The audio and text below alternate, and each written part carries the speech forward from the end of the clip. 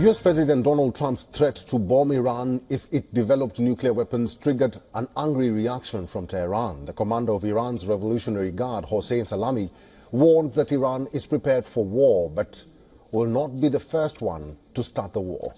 On the ground, the US deployed its second THAAD batter to Israel, a day ahead of Israeli Prime Minister Benjamin Netanyahu's visit to the US. The first batter was rushed to Israel last year, and around 100 US troops are deployed to operate the system. THAAD is a US missile defense system that intercepts ballistic missiles at ranges up to 200 kilometers and altitudes up to 150 kilometers. It has 6 truck-mounted launchers. It uses hit-to-kill technology for precision, explosive-free impact, backed by powerful X-band radar with 1,000 kilometers range. THAAD is mobile, fast to deploy, and has been made at a cost of $1.8 billion US. The Chief of Staff of the Iranian Armed Forces, General Mohammad Bagheri, says that his country's response to US President Donald Trump's letter stressed that the Islamic Republic seeks peace in the region.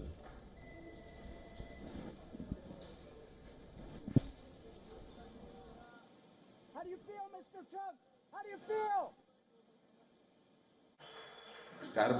We stated in the letter that we would respond to any threat with all our might, but we are not warmongers and have no intention of starting a war. The letter also stated that we seek peace in the region. The commander-in-chief of the Revolutionary Guard said Iran is not worried about US threats. He added that Iran is ready for America's psychological operations and military actions and will not back down from a war. Meanwhile, Iran's Foreign Minister Abbas Araghchi rejected direct negotiations with the US and said it is meaningless to negotiate. He also accused the United States of making unnecessary threats and violating the United Nations Charter. The latest developments follow the US president's warning to Iran that it will face military action if it does not agree with the US on nuclear deal. In his first stint as the US president, Trump pulled out of Iran's nuclear deal in 2018 after returning to office. Trump, in early February, restored his maximum pressure policy on Tehran, arguing that it is too close to a nuclear weapon.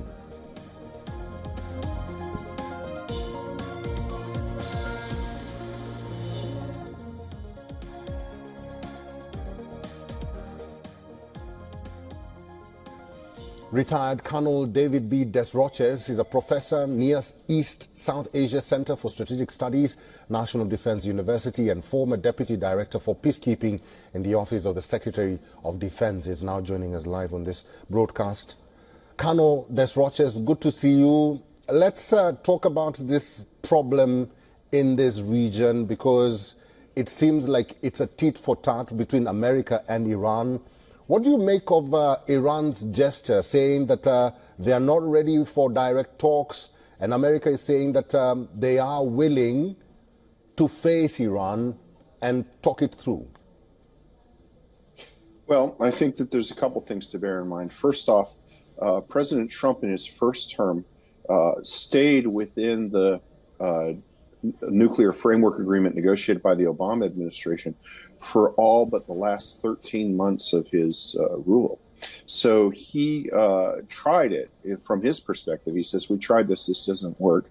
He wants to go and renegotiate a deal that doesn't just deal with the nuclear portfolio, but also with Iran's Revolutionary Guard, which in the past has deployed a large number of forces to Lebanon, Syria, Yemen, Iraq, and basically taken over those countries. Mm-hmm. What we're seeing from Iran now is, I think, partially directed at the Iranian people, who have seen their most powerful proxy army, Lebanese Hezbollah, destroyed by the Israelis. And they've seen their most important ally, which was the Bashar al-Assad regime in Syria, destroyed. They've also seen an Israeli attack, which destroyed their key air defense system that was their number one defense priority for 15 years, the Russian S-300 air defense system. Mm-hmm. The Israelis just flew in and destroyed that. Mm-hmm. So I think that a lot of this chest thumping is directed domestically. And I think that the Trump policy is to ratchet up pressure and then hopefully get to a comprehensive agreement with Iran. We'll see if it happens. Colonel Desroches, there are two developments here, and I want us to dissect them, because there's the THAAD battery which has been delivered to Israel, and then there is an ongoing tension between the United States and Yemen. If the United States continues with its airstrikes or strikes against the Houthis in Yemen, and if Iran does not agree with the THAAD being delivered to Israel, what is set to happen next then? Well, a couple things. First off, the United States isn't attacking Yemen, it's attacking the Houthis. The internationally recognized government, which is recognized by everybody except Iran, is fighting the Houthis. Our actions are in support of that government, but they're driven by the Houthis' habit of attacking civilian shipping in the Red Sea, which has basically shut down Red Sea trade. I think that this is in large part also aimed at Iran, since the Houthis are supported broadly by Iran, but they're armed directly by Iran. The Houthis would not have the capability to strike ships in the Red Sea without Iran.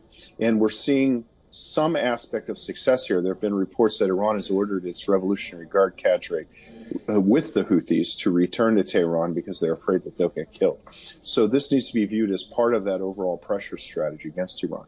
The second issue of THAAD, historically in times of crisis, and this goes back to the recapture of Kuwait from Saddam Hussein, the United States has augmented Israeli air defenses, first with Patriot in 1989, now with THAAD. This is the second THAAD battery. What we're seeing is that Israel is facing a threat from high-altitude ballistic missiles. They're extremely difficult to intercept, and really, there is not a Israeli system that is capable of doing this in the numbers that Israel requires to defend against missile launches from both Iran, as well as Iran's proxies in Yemen, the Houthis, and in Iraq, with the various militias that Iran controls there. So I think the purpose of this THAAD battery is to allow coverage in a direction that is undefended, and that's probably towards the south, where the Houthis have been launching Iranian missiles at Jerusalem. But that's just my guess for now. All right, we'll have to leave it there. I've been talking to retired Colonel David B. Desroches, who's a professor, Near East South Asia Center for Strategic Studies, National Defense University. Colonel Desroches, as always, good to have you and talking to you today. It's a pleasure.